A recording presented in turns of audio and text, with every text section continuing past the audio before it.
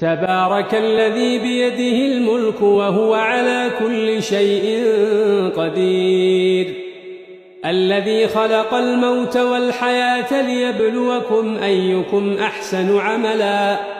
وهو العزيز الغفور الذي خلق 7 سماوات طباقا ما ترى في خلق الرحمن من تفاوت فارجع البصر هل ترى من فطور ثم ارجع البصر كرتين ينقلب إليك البصر خاسئا وهو حسير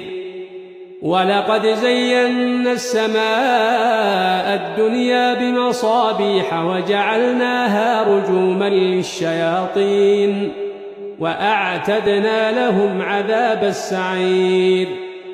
وللذين كفروا بربهم عذاب جهنم وبئس المصير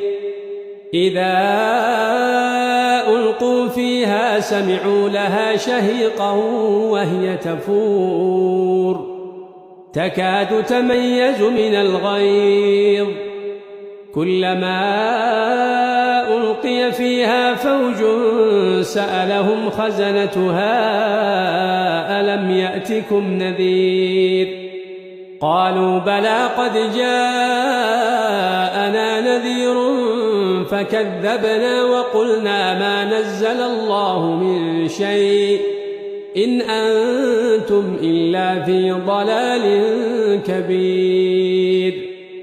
وقالوا لو كنا نسمع أو نعقل ما كنا في أصحاب السعير فاعترفوا بذنبهم فسحقا لأصحاب السعير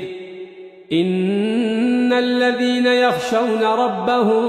بالغيب لهم مغفرة وأجر كبير